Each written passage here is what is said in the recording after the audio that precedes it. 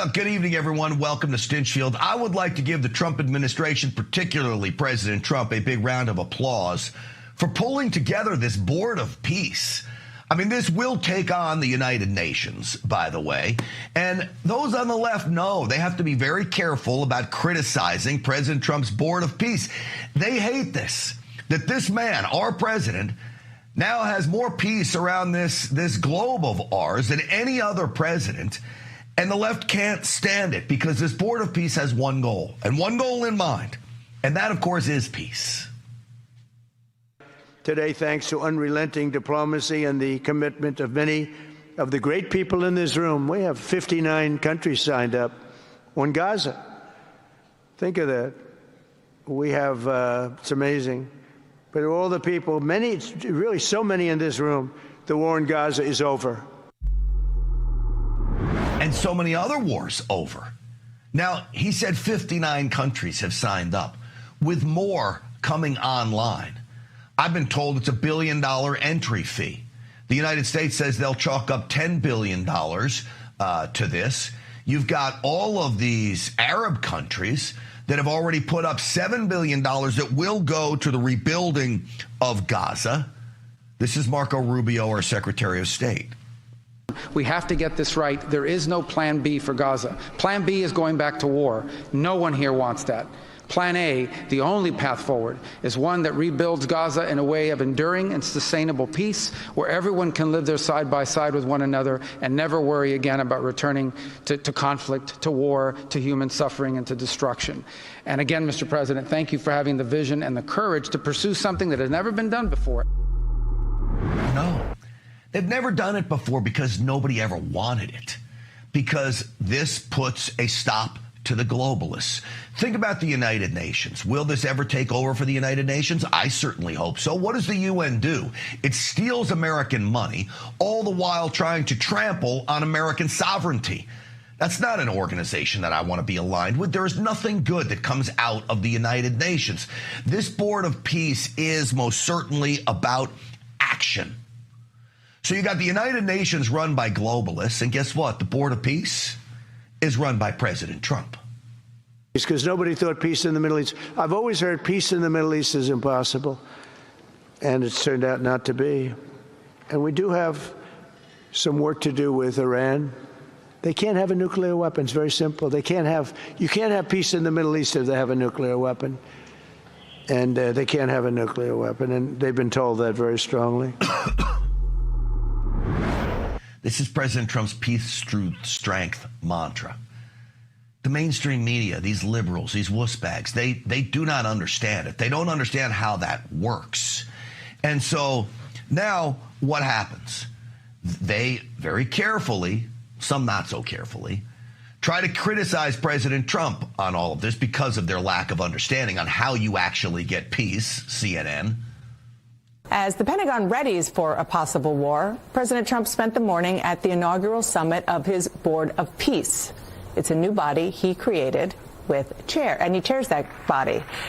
He bragged about all the wars that he claims to have settled and said Norway, quote, screwed him by not awarding him the Nobel Peace Prize.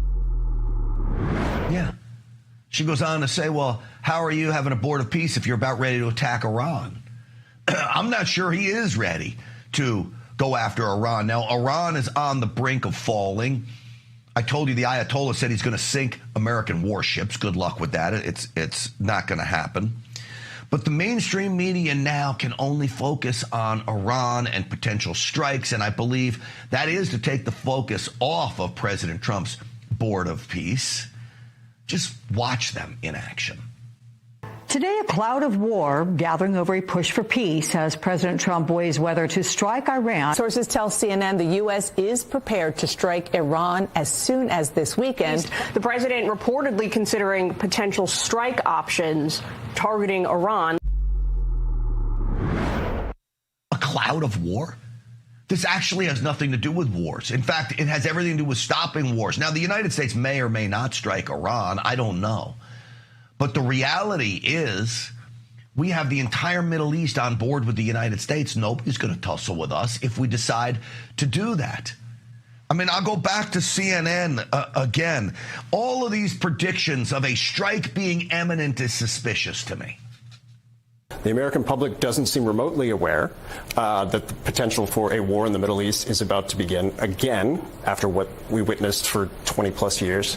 I look at this in a similar vein, which is like, well, what is it that ends up happening here if indeed action is taken? Because that will determine whether or not the lack of selling it to the American people, the lack of going to Congress, which is clearly on display. This is incredibly serious to put Americans in harm's way, if that's in fact what they're doing. These people are all ding-dongs. Who are we going to go to war with? We can literally wipe out. You saw what President Trump and his military did to the nuclear facilities. You have the entire Middle East on board with us. China's not going to tussle with us, and Russia's too tied up with everything else. Now, we do have the largest, I would say the most air power we have ever had since, 2003 in the Middle East. That tells you something, and it tells you that President Trump means business. But is he ready to strike? I don't know. Remember, when we hit Iran's nuclear facilities, nobody knew about it. It happened in the dead of night. There were no leaks, nothing. Which then tells me there's either two things at play. Either Trump wants these leaks to happen, and they're leaking them out just to scare the mainstream media, or the other is that, just to scare Iran, or the other is that the media is just making it up. I want to bring in now retired Army Special Forces officer, a former top Pentagon official, and now visiting fellow with the Heritage Foundation. Steve Bucci is with us. Steve, welcome to the program. Thank you for having me. Glad to be on the show. Well, Steve, it's great to have you on. What do you think?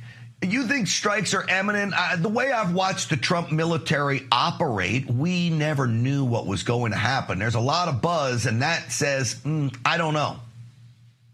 Well, as you said earlier, nothing is going to leak out unless President Trump wants it to leak out.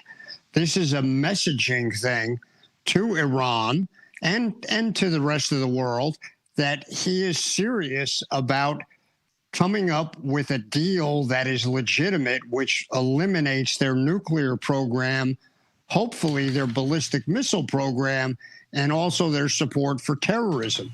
If they don't give in to those three areas, there could very likely be strikes. It's not going to be a war. For goodness sakes, nobody wants to invade Iran. We want to see the Iranian people become free.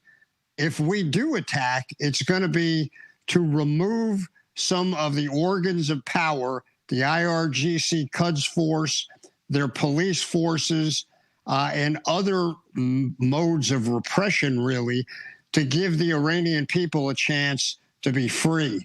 But make no mistake, Trump doesn't bluff. He gives you very, very strict guidelines and then challenges you to meet them or pay a price. Yeah. He's said that he's not interested in the United States running some kind of regime change. The people are ultimately going to have to do this. I do believe if he has an ability to make it easier for the people to do that, he would most certainly do it. This is him again today talking about Iran. Now is the time for Iran to join us on a path that will complete what we're doing. And if they join us, that'll be great. If they don't join us, that'll be great too. But it'll be a very different path. They cannot continue to threaten the stability of the entire region, and they must make a deal. Or if that doesn't happen, I maybe can understand. If it doesn't happen, it doesn't happen. But bad things will happen if it doesn't.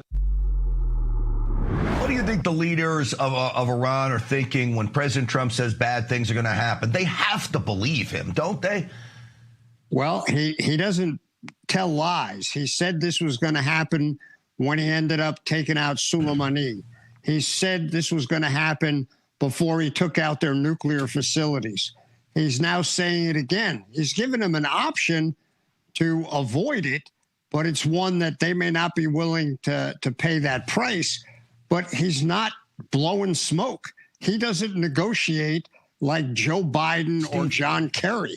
He tells the truth and then he backs it up. You got to understand that, and I think they do. So we'll see where they go. How long do you think Iran has to either come to the table, work this out before he acts? I think you're going to see some action within a week to 2 weeks. Now, again, this is not talking about starting World War III with Iran. Iran was completely defanged by the Israelis. Now you've got the United States coming up against them.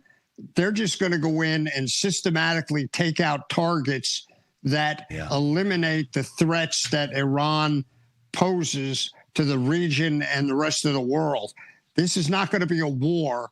It's going to be a series of strikes that accomplish the mission, and everybody goes home, and hopefully then the Iranian people will take actions into their own hands and deal with this really bad government.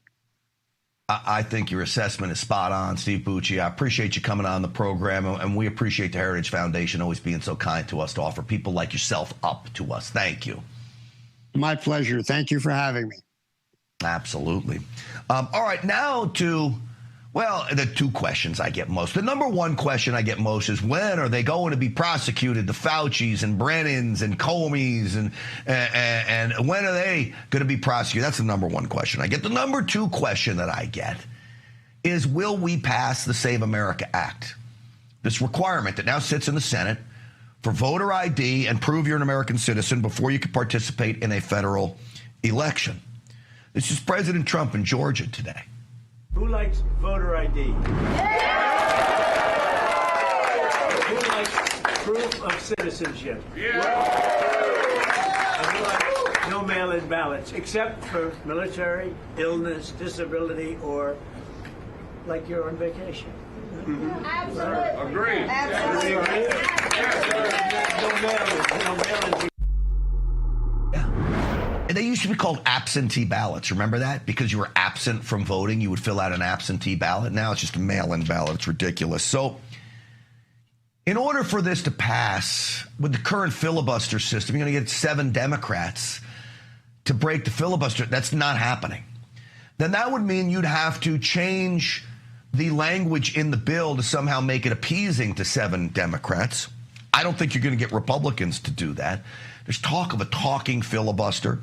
I don't have a lot of faith that this thing gets passed. I know a lot of people do. I don't. I don't have a lot of faith in John Thune either, that he will do what's right.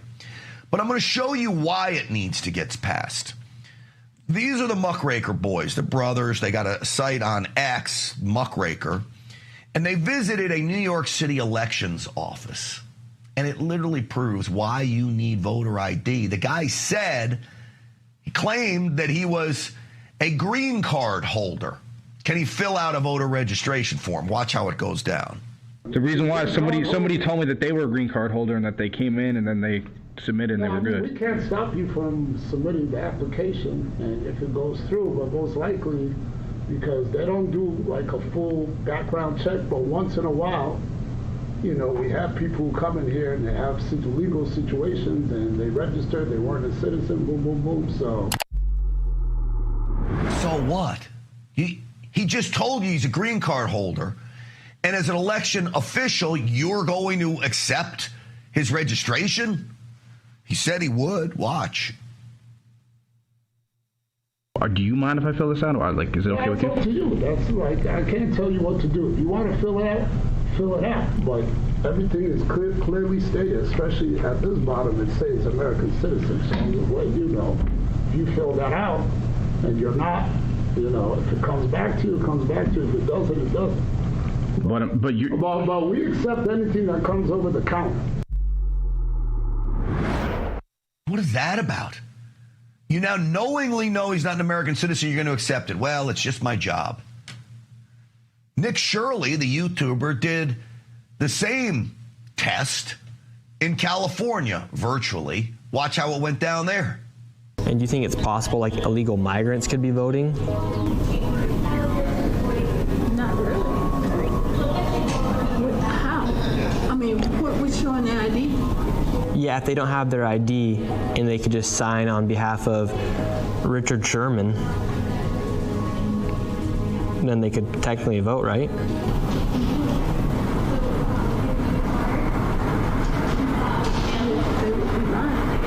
Yeah, but what if they just don't care? What if like Richard Sherman and Billy Bob Joe just don't care?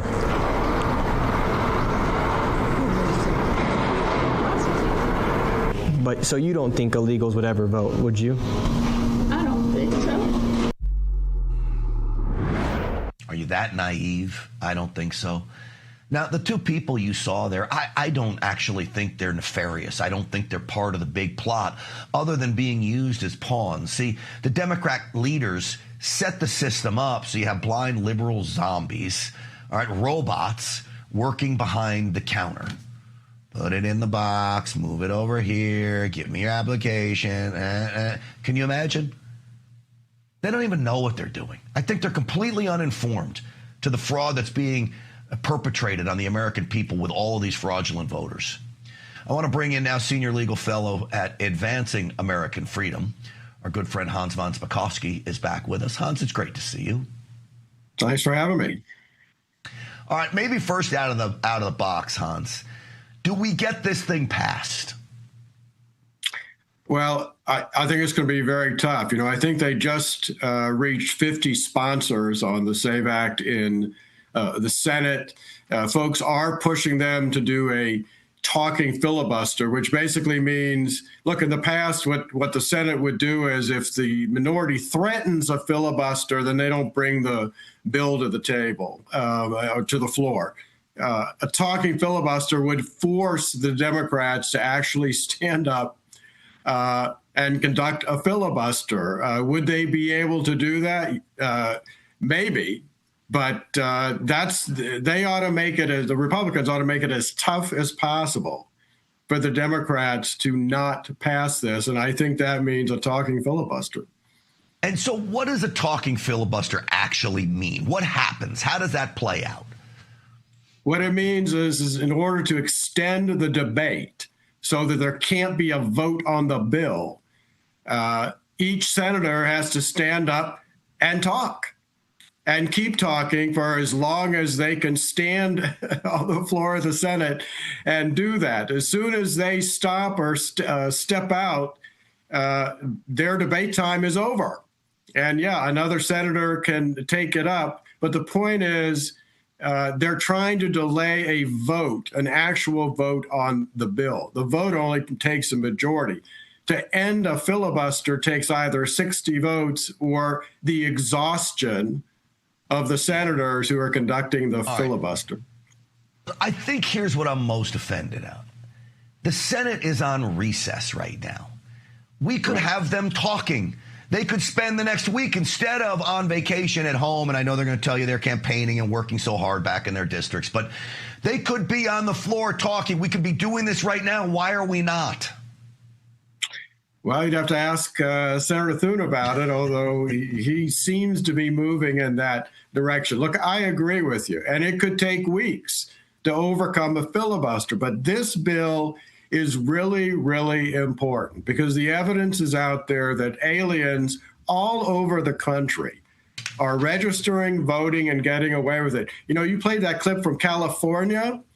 We need to mention that California a couple of years ago moved to automatic voter registration. If you go in and get a driver's license, they don't ask you if you want to register to vote. They automatically register you, and California provides driver's licenses not just to aliens who are here legally, but to illegal aliens. Yeah. Nothing is more important than this. You see the fraud all over the place. I think it's undeniable now. It seems to be overwhelmingly supported by the American people, except the Democrat leaders. Hans, I'll give you the last word on this. I think it's not supported by the Democrat leaders because they're the ones who know full well the cheating is going on. Yeah, no, they want aliens to be able to register to vote and get away with it because they think those aliens will vote for them and keep them in power. Yeah. Hans von Spakovsky, it's great to see you. Thank you for coming on tonight. Thanks for having me. Absolutely. So, speaking of elections, do I dare talk about who would possibly be the nominee for Democrats if when we get to 2028, can you believe we're already talking about that? Well, if you look at the predicted market, these are the markets where bettors basically gamble on it, and they're usually pretty good, better than the pollsters. They've got Newsom at this, I'm talking percentages, 31%, AOC 11%, and Kamala 10%. What it shows on your screen there is if you bet 31 cents to win $1, bet $31 to win $100. That's basically how those markets work. Now, there is a long shot on this list. Now, I'm going to give you a tip on how to make some money, okay? At least have a shot at making money on this. Stephen A. Smith. He's now basically talking about running as a Democrat. This guy would be a formidable foe because a lot of people like him, even though he is a loudmouth, but he's a likable loudmouth. Roll it. Make no mistake about it, we wouldn't have a border crisis under my watch. Hell no. We wouldn't have this crime that exists in the streets of New York. You wouldn't hear about me saying defund the police. We ain't defunding any police. I'm calling 911 when there's a problem. I know you're calling 911 when there's a problem. I'll be damned if I'm going to have less police officers out there. There's going to be more. That's me. Oh, hold on a second. That doesn't sound like any Democrat I know. He calls himself a fiscal conservative and a social Democrat. That means he's pro-choice.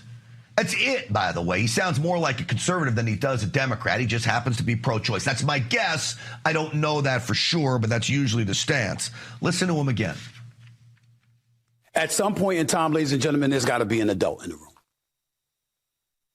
If you're going to act as juvenile, as petulant, as petty, as you accuse the president of the United States to be, how are you ever going to hold a high moral ground, at least high enough to judge him accordingly? I'd rather you come over and do something on the Republican side, quite frankly, Stephen A. Smith. Here's the bet, folks. Look at these odds. VO2. He's at 2 cents to win the Democrat nomination. That means you bet 2 cents to win $1. You bet $2 to win $100. I might put $1,000 on Stephen A. Smith. I'd be rolling in it, right? By the way, he reminds me a lot of how they thought about President Trump when he first said he was going to run. They all laughed at him. Not us. They laughed at Trump. They're laughing right now, the Democrat establishment, at a guy like Stephen A. Smith. I'm not laughing at him. He'd be an interesting candidate. That's for sure. All right, listen up. Patriot Mobile isn't just a wireless provider. They're my wireless provider and the official wireless provider of Stinchfield's Army, by the way. They're also a conservative activist organization funded by selling top-tier cell phone service. They've been on the front lines defending our freedoms long before it was cool, standing in the gap when others wouldn't. The best part is they deliver prioritized premium service on all 3 major U.S. networks. You get to choose, giving you the same or even better coverage backed by 100% based customer support. Get unlimited data plans, mobile hotspots, international roaming, all of it. Switching is easier than ever before. You can literally activate in minutes, keep your number, upgrade your phone, get a new phone, whatever you need. So take a stand today. Go to patriotmobile.com/RAV. Call 972-PATRIOT. Use the promo code RAV for a free month service. And make sure you tell them that Grant Stinchfield sent you. All right, a group of hardline immigration policy experts are assembling a plan to achieve 1 million deportations by year's end. We talk about it next.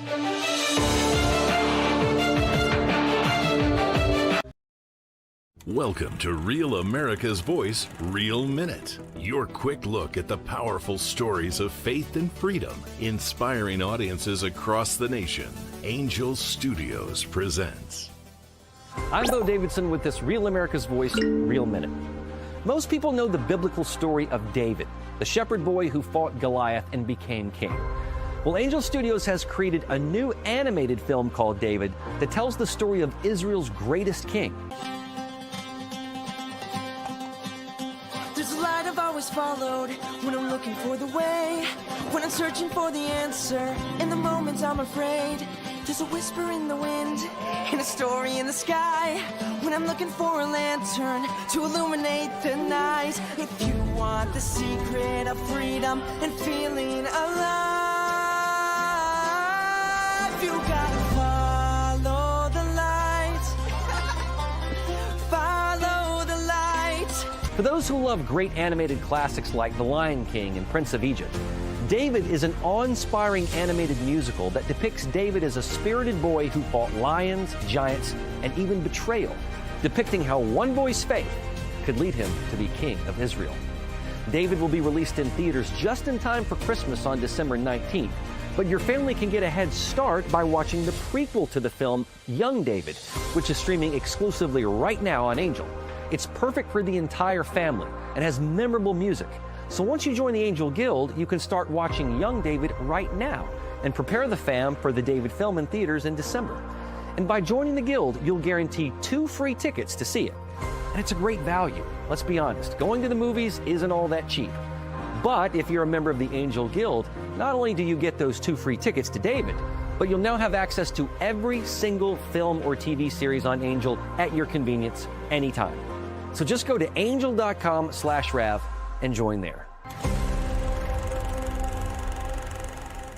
Welcome to Real America's Voice, Real Minute. Your quick look at the powerful stories of faith and freedom, inspiring audiences across the nation. Angel Studios presents. I'm Bo Davidson with your Real America's Voice, Real Minute. Did you ever wonder what truly happened in the COVID-19 pandemic and whether Anthony Fauci would ever be held accountable? I think we all have. Filmmaker Jenner First has an upcoming documentary that searches for truth, transparency, and accountability called Thank You, Dr. Fauci. Governments lie. Anthony Fauci put everyone on the planet at risk without their consent. It's beyond suspicious. Research caused a pandemic, killed 20 million, and cost $25 trillion. Fauci would prefer a lie. Public trust, national.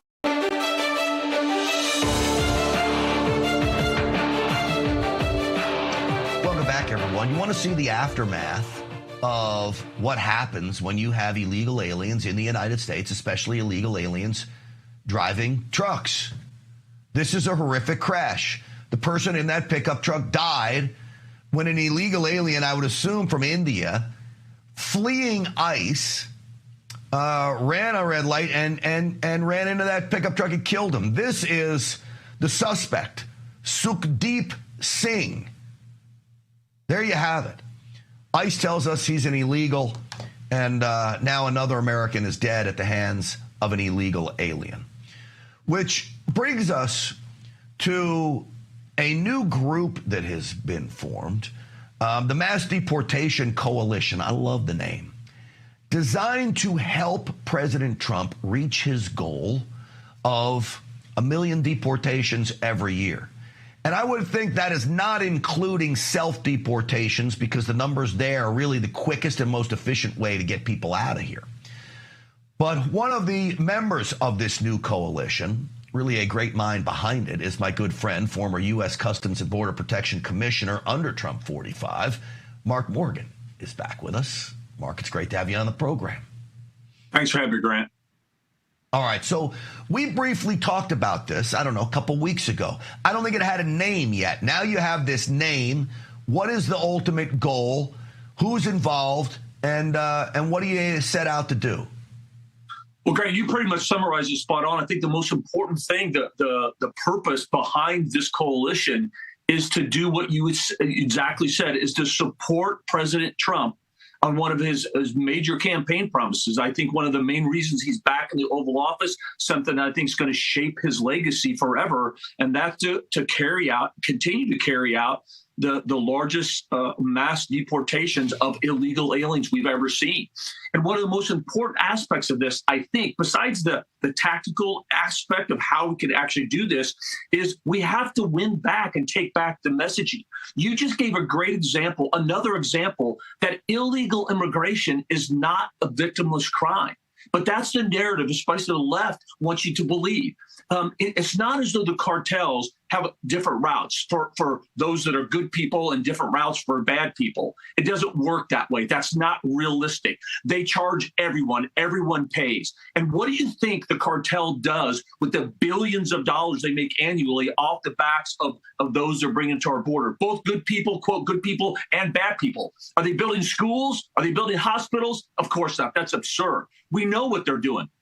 They're taking the billions of dollars that they've made from willing customers working to go in business with the devil, and they're taking that money to increase their power, influence, and increase their criminal enterprise, to include the production and transportation of drugs like fentanyl into America, killing 100,000 Americans every single day.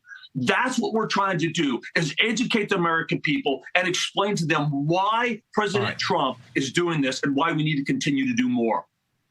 All right, let me ask you the hardest question, and maybe you can help me on messaging. I hear numerous Democrat lawmakers say, we don't want to deport the nanny. Why are you going after the nanny?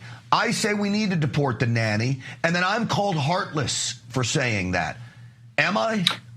No, you're not. No, I'm 100% agree with you. And that's part of what is explaining. We have to, like, for example, I'll give you an example, Grant. If someone dies from fentanyl poisoning in your town, my city, I hear this all the time. It's horrible. We always say, oh, this has got to stop. We need to do more. You know, we need to have more awareness programs in here. I got it. You know, they talk about the cartels and how bad they are. We all have these discussions. But Grant, what's the one thing we don't do? What I just opened up with. We don't connect illegal immigration to the cartels and the drugs that are killing 100,000 Americans. That's just one example. You can't separate the two. The cartels are making billions of dollars on drugs, but they're making billions of dollars off the back of those they're bringing to our borders to cross illegally. These things are interconnected. Again, illegal immigration is not a victimless crime. But Grant, this is part of the messaging. For some reason, when it comes to immigration law, we treat it differently than any other law.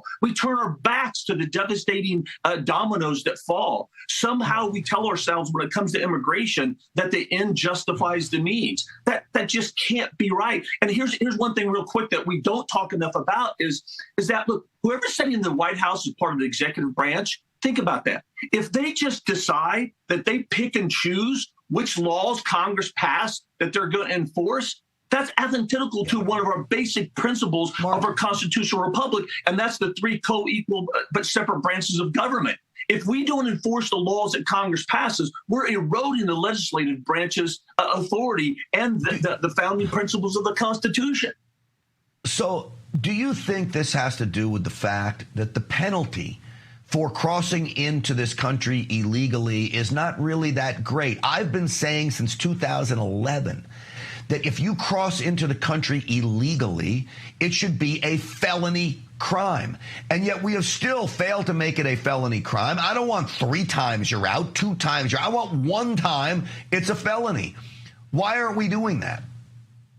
So I don't disagree with you, but the law is, I'll go back to the law. The first time it is not a felony, but the second entry it is a felony. But here's where we may not agree 100% is I'm not sure that part has to change. I would support that change, Grant, as you just outlined. But look, what we need to do is just enforce the law with respect to that. So if you enter the country illegally, i.e. you're trying to enter without inspection, you file a false claim, is that we shouldn't just release you into the United States, right? Never to be heard from again. And then when you're here 10 years and so-called you're a good person, you haven't committed a violent felony, you pay taxes, then you should get amnesty. No, that's the downstream part that we need to change, that the President Trump is trying to change. And he's also doing that right now. There's virtually 0 releases happening at the border now for those that are entering illegally. So that's the start. So we have the law. We shouldn't release them into the country, never to be heard from again.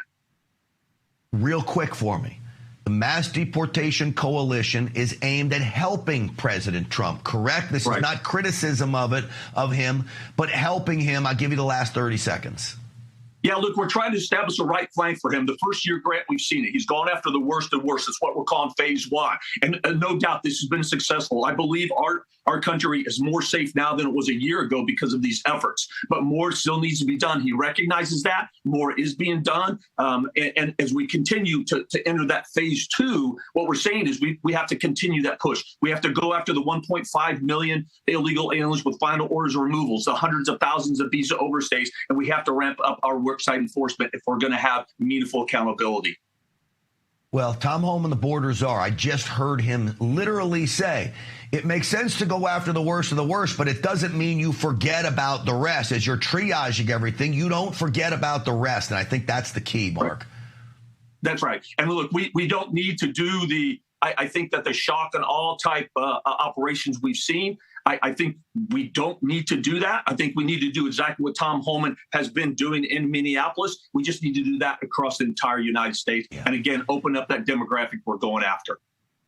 Well, I appreciate you coming on and talking about this new coalition, mass deportation coalition, a lot of great minds in it. And Mark Morgan, as always, it's great to talk to you. Thank you. You too. Thanks, Brent. Absolutely.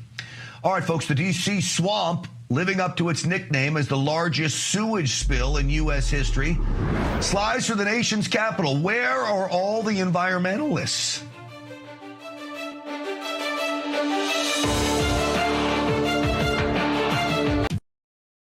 Welcome to Real America's Voice, Real Minute. Your quick look at the powerful stories of faith and freedom, inspiring audiences across the nation.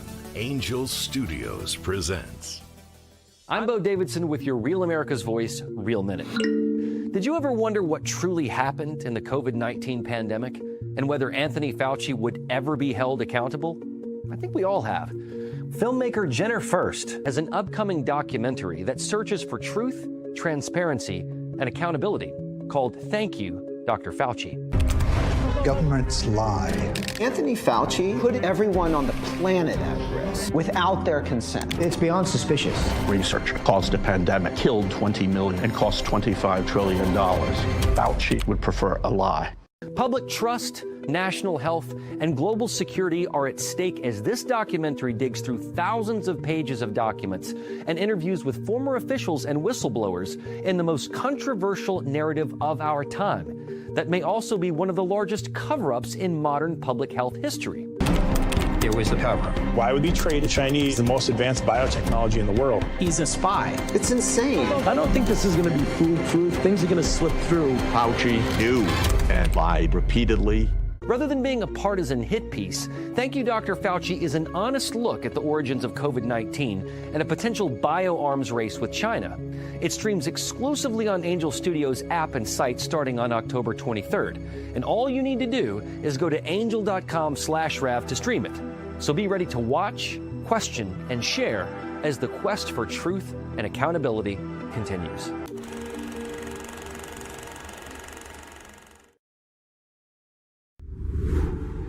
Hi, my name is Tracy L. from Arizona. I don't stink around in the kitchen when it comes to the news. I watch Real America's Voice, which always serves accurate and reliable updates that are on point with their amazing hosts.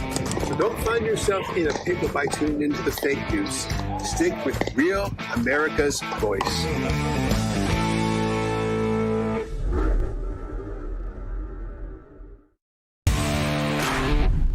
Flashosaurus in the chat. I love Real America's Voice because I can watch news being delivered to me live while I chat with the family I love.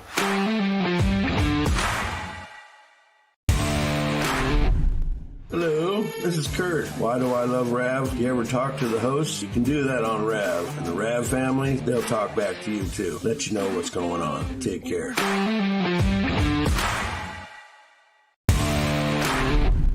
My name is Tina, and I'm in Dallas, Texas. I'm so grateful to be able to get my news from an organization like Real America's Voice.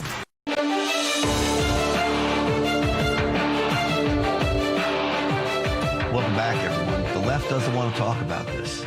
But I believe because of Democrat mismanagement in both D.C. and Maryland, we had this massive sewage spill into the Potomac River. Listen to this. and I've dealt with what I thought were pretty big sewage spills of 15, 20 million gallons, but this is dumping about 60 million gallons a day for the last 5 days into the Potomac River. And if you do the math, we're well over 200 million gallons of raw sewage that's dumped into the river. This may be one of the largest sewage spills that we've ever seen in the United States, and nobody's really reporting about it. Nobody. The climate zealots don't want to talk about this. This is an eco disaster, folks. And oh, by the way, FEMA that would help with this is virtually shut down right now because of the DHS funding bill that Democrats don't want to get together and fund.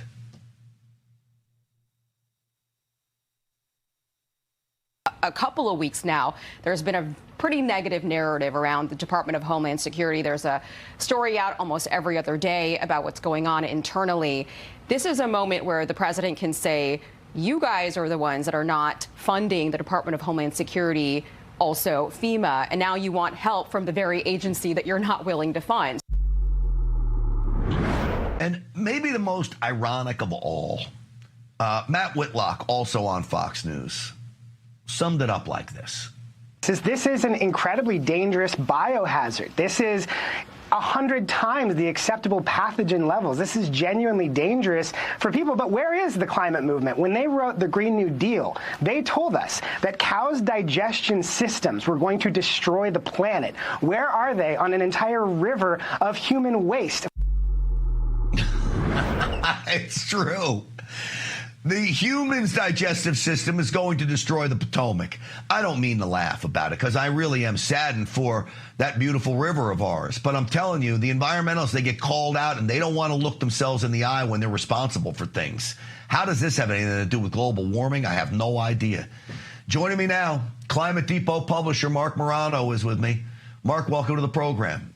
Welcome. Remember, it's the hamburger you ate, your gas stove, and those plastic straws. That's the environmental catastrophe we should be focusing on. Well, you know, their silence really tells the whole story here. There's not a lot of people talking about this, Mark. Yeah, what's happened here is very simple. And I worked at the U.S. Senate Environment and Public Works Committee. I saw firsthand the transfer when Obama was in power, when Obama was elected and became president, the shifting of infrastructure, public works, to climate focused. The whole Biden Inflation Reduction Act was the largest infrastructure bill. No, it wasn't. Unless you consider offshore wind and solar panels and EV mandates and carbon capture infrastructure, then it wasn't. Infrastructure has been grossly neglected in the U.S. Why? One simple reason. Climate change has hijacked the entire environmental movement. Case in point, and this is what's happening, D.C. Water, whose complete incompetence in this, and by the way, it's up to 300 million gallons of raw sewage. Some estimates were thousands of times higher than the safe level of E. coli. And this is going, what's funny is this is going to some of the most liberal and affluent areas that rely on this for water. This would be the Fairfax County, Virginia, Loudoun County, Virginia, Montgomery County, all of these liberals who voted for this climate focus. DC Water they don't seem even competent to deal with this, but you know what they're proud of environmentally?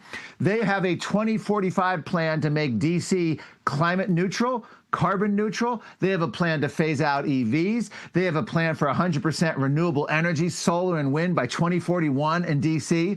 In Maryland, the same thing. Governor Wes Moore, who's now blaming Donald Trump, issued an executive order he called the most comprehensive executive order on climate change ever by a Maryland governor, and it's called the Climate Pollution Protection Plan.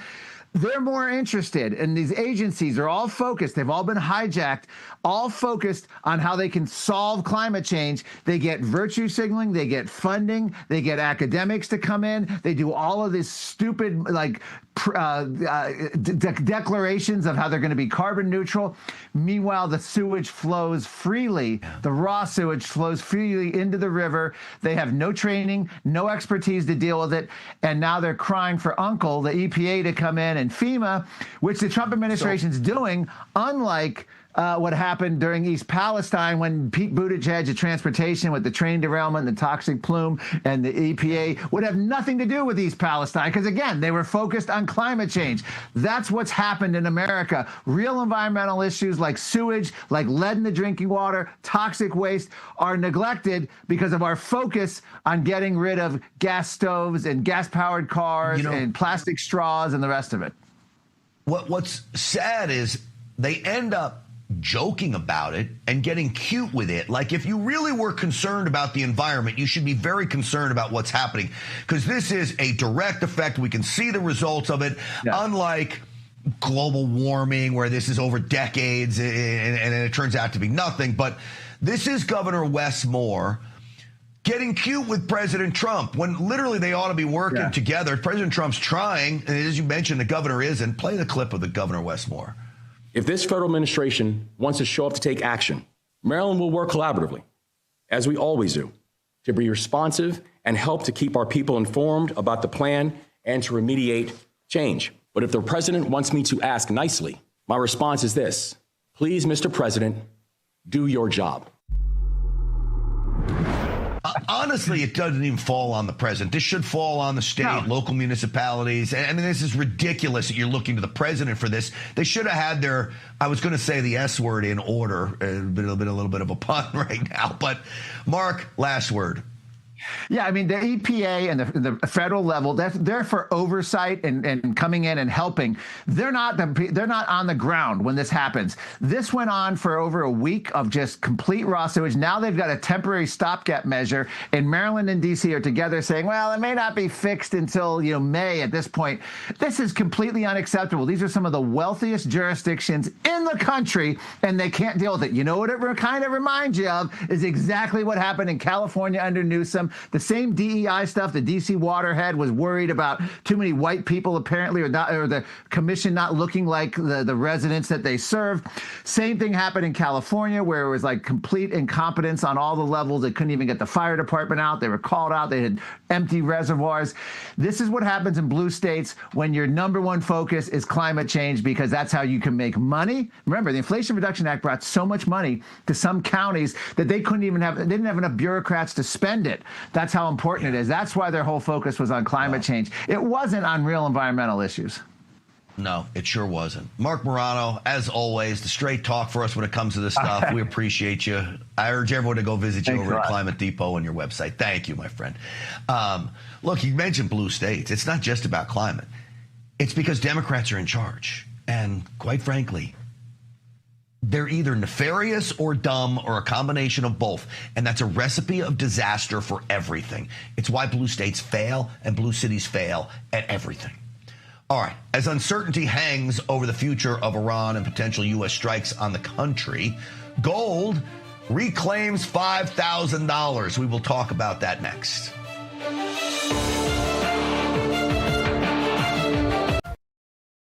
Welcome to Real America's Voice, Real Minute. Your quick look at the powerful stories of faith and freedom, inspiring audiences across the nation. Angel Studios presents. I'm Bo Davidson with your Real America's Voice, Real Minute. Did you ever wonder what truly happened in the COVID-19 pandemic and whether Anthony Fauci would ever be held accountable? I think we all have. Filmmaker Jenner First has an upcoming documentary that searches for truth, transparency, and accountability called Thank You, Dr. Fauci.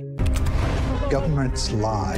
Anthony Fauci put everyone on the planet at risk without their consent. It's beyond suspicious. Research caused a pandemic, killed 20 million, and cost $25 trillion. Fauci would prefer a lie. Public trust, national health, and global security are at stake as this documentary digs through thousands of pages of documents and interviews with former officials and whistleblowers in the most controversial narrative of our time that may also be one of the largest cover-ups in modern public health history. There was the cover-up. Why would he trade the Chinese the most advanced biotechnology in the world? He's a spy. It's insane. I don't think this is going to be foolproof. Things are going to slip through. Fauci knew and lied repeatedly. Rather than being a partisan hit piece, Thank You, Dr. Fauci is an honest look at the origins of COVID-19 and a potential bioarms race with China. It streams exclusively on Angel Studios app and site starting on October 23rd. And all you need to do is go to angel.com/Rav to stream it. So be ready to watch, question, and share as the quest for truth and accountability continues.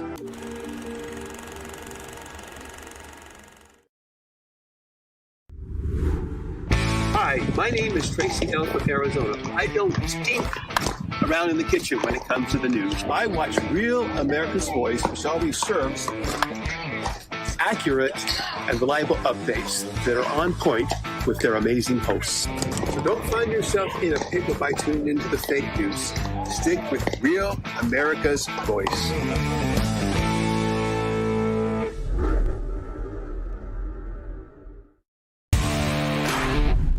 Flash a source in the chat. I love Real America's Voice because I can watch news being delivered to me live while I chat with the family I love.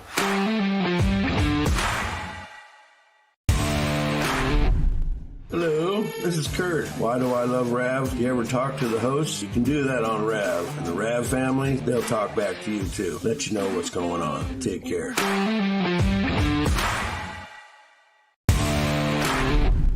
My name is Tina, and I'm in Dallas, Texas. I'm so grateful to be able to get my news from an organization like Real America's Voice.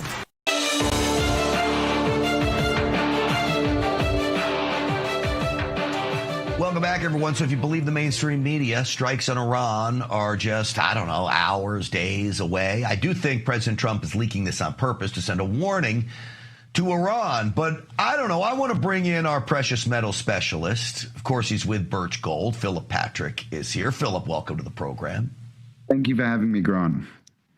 Can we buy gold with you tomorrow? Can you do it that fast in case there's strikes over the weekend, Philip? We absolutely can. Whenever you're ready, we'll be here, as you know. It's crazy times. Now, it is, and all of these crazy times lead me towards gold, but the reality is there's so many other reasons than just those types of unrest that we think about of why gold continues to go up, isn't there?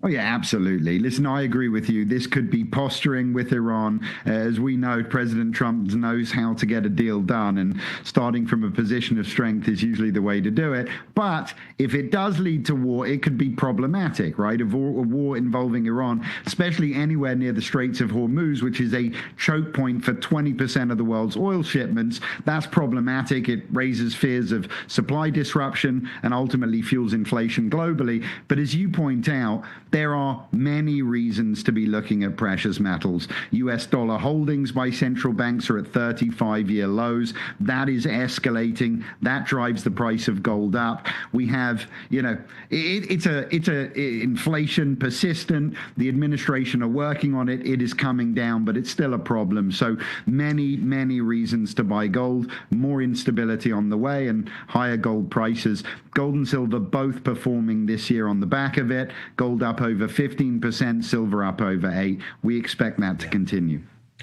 All right, let me give you my philosophy on gold, and you tell me where you stand on this. I believe gold should be looked at like a savings account. I particularly like physical gold that I can hold, that God forbid something happens, I have an asset there. But I look at it as savings that grows. Now, if you put your money in a savings account 10, 15, 20 years ago, you'd probably have less money due to inflation. If you put it in gold 10 or 20 years ago, you'd be 100,000 in gold. 20 years, you'd have over $1 million. It's exactly right. Listen, the history of currency is a loss of purchasing power and longer-term destruction. But as you rightly point out, money in a bank account, particularly in climates like this where interest rates are low, inflation's persistent, that's just losing buying power every single day. And the idea is with gold and silver, as the cost of living increases, they move up with it and they protect and more purchasing power. And we're seeing that in the current climate. Listen, gold was up 70% last year. We didn't have 70% inflation. So it's a growth asset today as well.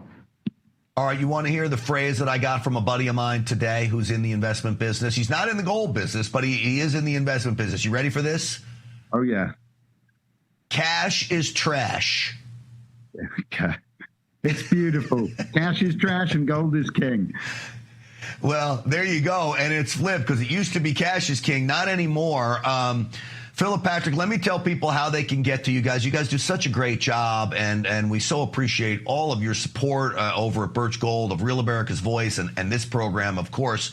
But, folks, this is what you do. We talk about it being a savings account. Don't even think about the price. I mean it. Don't even think about the price of gold. Just start hoarding it. Hoard it like the Dickens. All right. Text America to the number 989898. You can do that today to get your free info kit on gold. Again, text America to the number 989898 and do it today. All right. Don Lemon doesn't believe you can be black and support President Trump. I don't believe you can be smart and support Don Lemon. We'll talk about that next. Welcome to Real America's Voice, Real Minute. Your quick look at the powerful stories of faith and freedom, inspiring audiences across the nation. Angel Studios presents.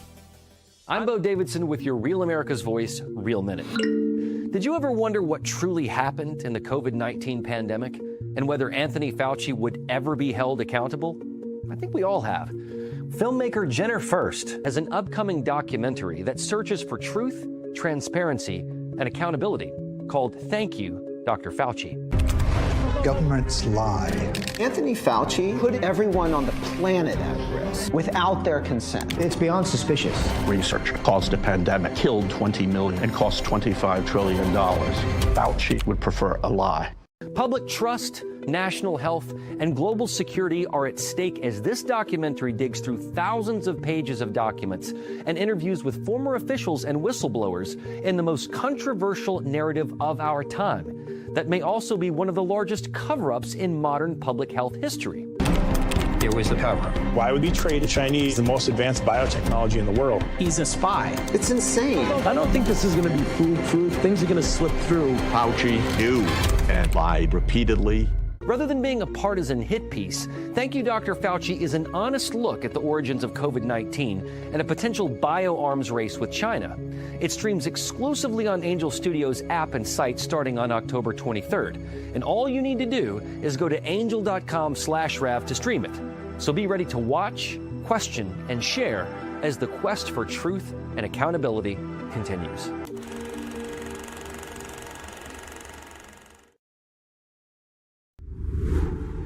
Hi, my name is Tracy L. from Arizona. I don't stink around in the kitchen when it comes to the news. I watch Real America's Voice, we love Pastor Jensen Franklin, a faithful servant of the Lord who brings our audience life-changing sermons every Sunday. God is after a conversation with you. And now, Jensen has a new book that will impact you too. What if your most effective prayers were not your longest ones? So many believers feel pressure to say more, thinking longer or more eloquent prayers will move the hand of God. But Scripture says otherwise. Throughout the Bible, brief, heartfelt prayers brought breakthrough and divine intervention. And if I can inspire you to pray, I can inspire you to be like Jesus. You will discover how even a simple cry, like, Lord, save me, can open heaven's windows. I really believe it's going to change your life. Filled with biblical examples and practical encouragement, this book will help you pray with confidence in every circumstance. You are missing so much more God has for your life. Get ready to experience the miracles that come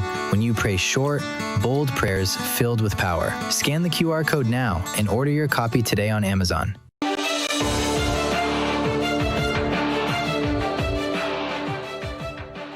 You know, Don Lemon, the former CNN host who's got this podcast now, he's an absolute racist, okay? He's a race baiter. We've always known that. Not to mention he's delusional, okay?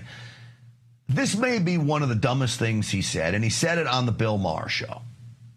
I don't think that you can be a rational MAGA, be black and be a rational MAGA person. I think you can be black and be a Republican. I think they would find that very insulting. Well, I mean, the truth is often insulting. Thank you, Bill Maher. I find it insulting, too. It's absolutely racist. And why can't you be a Make America Great Again person? Of course you can if you're black, and many are. What does Trump do? He's cut down on crime.